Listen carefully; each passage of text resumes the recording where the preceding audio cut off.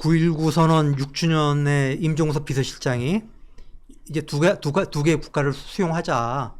이렇게 두 국가론을 제기를 했고, 거기에 대해서 김대중 전 대통령이라면 동조하지 않았을 거다. 좀 비판적으로 말씀을 하셨는데, 일각에서는 이게 보수의 색깔론에 김채구 의원이 좀 동조하는 거 아니냐라는 그런 이야기도 좀 나왔거든요. 여기에 대해서는 어떻게? 전혀 저는 그건 잘못된 문제의식이라고 봅니다. 임종석 실장의 얘기에 대해서는 사실 제가 그렇게 큰 의미를 두지는 않습니다. 저는 김정은 위원장이 사실상의 적대적 두 국가론을 쭉 이렇게 최근에 헌법 개정이라든가 이런 과정에서 정리하는 걸 보면서 한번 이 문제를 짚어야 되겠다는 생각을 하고 있었습니다. 생각을 좀 가다듬고 있었고, 이 부분은 국가적이고 민족적인 문제이기 때문에 정리를 할 필요가 있는데, 조금 이제 깊이 있는 정리가 필요하다고 생각해서 언젠가 외교안보 문제에 대한 여러 가지가 결합해서 좀 정리를 하려고 생각을 하고 있었던 차이고요. 그 문제에 대해서 근본적으로 저는 문제의식이 있습니다. 그리고 근본적으로 비판받아야 한다고 생각합니다. 김정은 위원장의 생각이. 김정은 위원장이나 북한의 현재 지도부가 가지고 있는 생각에서 남북관계에 대한 답답함, 또는 미국과의 관계에 대한 답답함, 이런 것들 속에서 두 개의 국가론이 나오게 되는 배경을 저희가 감안은 할 수 있지만은, 그렇다고 해서 두 개의 국가론으로 이것을 정식화하는 것은 저는 옳지 않다고 기본적으로 생각합니다.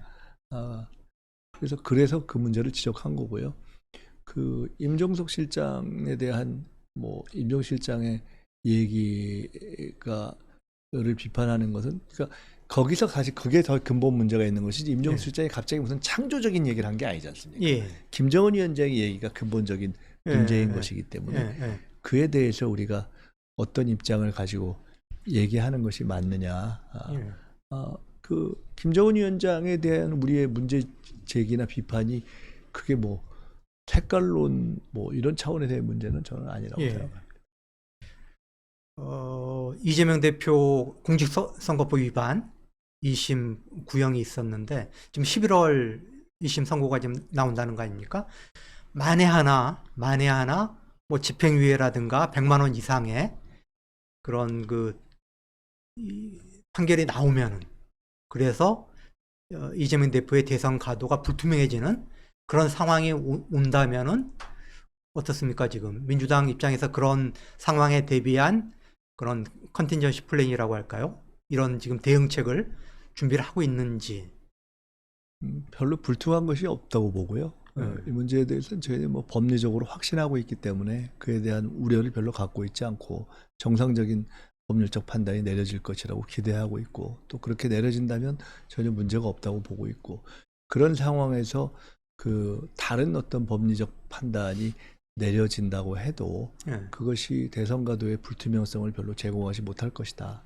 이미 이번 전당대회 결정 자체가 그러한 모든 것을 종합적으로 감안한 위에서의 집단지성에 기초한 판단이기 때문에 그것이 실제로 별로 판단에 영향을 미치지 못할 것이다.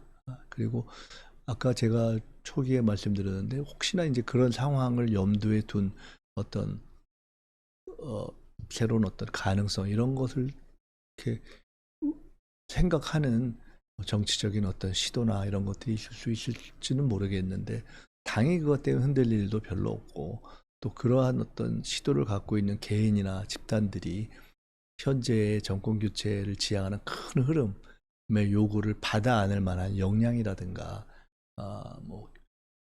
가능성 없다고 저는 봅니다.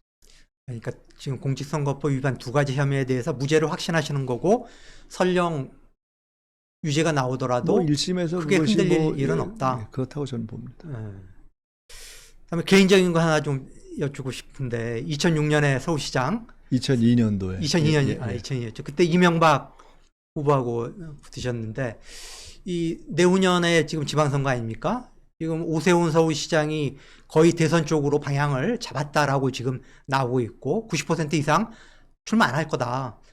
어쨌든 지금 흐름으로 봐서는 민주당한테 굉장히 유리한 국면이 벌어질 것 같고, 서울 지역의 민주당 다선 의원들은 다들 좀 욕심을 낼 것 같은데 특히 뭐 김효석 10명 최고위원, 나오는 거 아닌가 싶은데요. 네. 김효석 최고위원 같은 경우는 특히나 이전에 그런 경험도 있으니까 당연히 서울시장 선거에 관심을 두지 않겠냐라고들 예측을 하고 있는데. 글쎄 뭐 사람 일이라 세상 일을 어떻게 알겠습니까만은 현재 상황으로 본다면 저는 안 나갈 가능성이 더 높다 이렇게 봅니다. 왜냐하면 제가 스스로도 이번 전당대회 자체에 원래 나오려고 안 했다가 나오게 됐고 최고위원도 별 나올 생각이 없다가 나오게 됐는데 나오게 되고 마음을 정하고 한 것이 어쨌든 집권 준비를 전체적인 총괄을 하고 총대를 매야 된다라는 생각 때문에 하게 된 것이고 현재의 상황을 보면은 일단은 그것이 최우선이기 때문에 개인적인 정치 일정을 막 그 먼저 생각할 수 있는 상황은 별로 아니라고 보고요. 지금 글쎄 그래서 그것은 뭐 그때 가봐서 뭐 봐야 되겠지만은 제가 그걸 우선적으로 막 고민하고 그 정치 스케줄을 뭐 고려하면서 뭐 행보를 하고 별로 그러지는 않을 것 같습니다. 마지막 질문 하나만 더 드리겠습니다. 내일 민주당이 금융투자소득세 관련해서 토론회를 여는 걸로 알고 있고 김 최고위원께서 며칠 전에 3년을 유예를 하자. 사실 이재명 대표도 유예를 하든지 아니면은 대폭 조정할 필요가 있다. 5천만 원 투자이익 5천만 원이 아니라 뭐 1억 원 이상으로 한다든가 조금 완화하는 방향으로 개정을 하든지 아니면 유예를 하자라고 이야기를 했는데 결국은 이재명 대표와 비슷한 그런 방향을 말씀하신 뭐 건가요? 사실은 처음에 이제 이 문제에 대해서 그 완화 또는 유예 등을 포함한 토론이 필요하다. 기존의 당론 그 예정대로 시행하는 어떤 당론과 어떤 향후의 상황에 대해서 완화 또는 유예의 토론이 필요하다는 문제 제기를 최초에 이 대표가 먼저 한 거죠. 꽤 일찍 한 겁니다, 사실은. 그리고 나서 이제 쭉 토론이 진행되면서 보완을 해야 된다라는 것이 그 원래 있었던 상태 그대로 가자는 사람은 아마 100에 한 명도 없는 것 같아요. 그리고 또 그냥 폐지해버리자도 적어도 저희 당에는 거의 없는 것 같아요. 그리고 어떻게든 보완하자 이게 거의 다라고 보고 그래서 보완해서 지금 하자와 보완해서 효과가 나한테 시간이 좀 걸리니까 좀 이따 하자. 아주 단순화시키면 이렇게 두 가지 정도로 나뉘는 거죠. 뭐 그래서 대표는 보완하자라는 생각은 뭐 분명히 문제 제기를 할 때부터 있었던 것 같고 할 수 있으면 보완해서 지금 빨리 할까라는 생각도 했던 것 같고 또 지금 이제 최근의 흐름을 보면은 보완해서 조금 더 여유를 갖고 할까 뭐 이런 정도 생각이 아직 꼭 이 대표 본인의 입장이 공식 표명이 된 바가 없기 때문에 그렇고요. 저는 기본적으로 이 사안은 지도부기 때문에 전체에 영향을 미치는 걸 좀 절제하기 위해서 이렇게 발언을 자제하면서 좀 늦게 얘기한 거지만 이런 사안은 의원들 모두가 자기 입장을 정리해서 밝히는 게 좋다고 봅니다. 그래서 저는 토론이 예정된 시기 한 일주일 전쯤에 제가 제 입장을 얘기했던 거고요. 그래서 그냥 그야말로 의원 개인의 입장에서 얘기했던 거고요. 최종적으로 대표의 어떤 입장은 전체 정리되는 과정에서 표명이 될 텐데 그것이 이런 토론 정도를 이게 지금 굉장히 저희로서도 색다른 또 시도와 경험을 하고 있는 것이기 때문에 이런 과정을 잘 거치고 나면 이 대표가 굳이 개인의 의견을 굳이 막 보태는 것 자체가 결과의 방향을 막 좌회적으로 확 왔다 갔다 하는 그런 정도는 아닌 방식으로 큰 공감대가 하나로 정리되지 않을까 저는 예상하고 있습니다. 1분 1초를 허투루 쓰기 어려운 바쁘신 분인데 오늘 뉴스버스 TV를 위해서 시간을 내주셔서 너무나 감사드리고요. 저희 뭐 시작한 지 이제 오래되지를 않아가지고 저희가 지금 구독자가 한 25만 정도 되는데 저희 뉴스버스 TV 시청자들한테 마지막으로 한 말씀 들려주시죠. 네, 제가 오늘 처음 와서 저도 이렇게 뵀는데 솔직히 얘기하자면 개인적으로 잘 아는 분으로부터 이렇게 질문을 받으니까 그거 쉽지 않았지만은 이게 질문이 좀 이렇게 깊고 이렇게 그래서 저도 좋았습니다. 그래서 제가 조금 이렇게 말씀을 좀 길게 드린 대목들이 있는데 설명을 오히려 조금 더 종합적으로 좀 드려보는 기회가 필요하겠다 싶어서 그렇게 드렸던 것을 양해해 주시고요. 저는 정권 교체 된다고 봅니다. 그야말로 계엄과 테러만 막으면. 예. 그런데 그것을 하는 것이 저희들에게는 절체절명의 숙제죠. 예.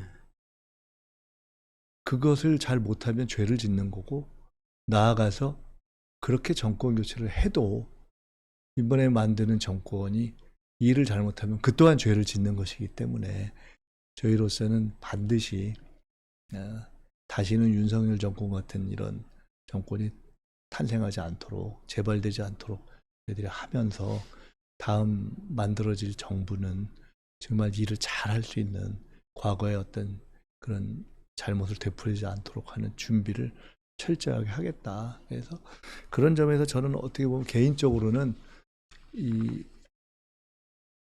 제가 이렇게 겪었던 뭐 경험, 또 뭐 잘한 것도 있고 못한 것도 있고 이런 걸 모두 통틀어서 저의 뭐 역량 이런 걸 다 쏟아부어서 이것이 어떻게 보면은 제가 할 수 있는 최후의 일이다라는 생각을 갖고 해야 되겠다, 이런 마음으로 하려고 합니다. 그러니까 전력 투구해서 저희들이 꼭 이 정권 교체를 하도록 노력하겠습니다. 많이 도와주십시오.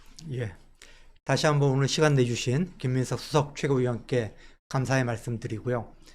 뉴스버스 속터뷰 오늘 이것으로 마치겠습니다. 시청해 주셔서 고맙습니다. 감사합니다.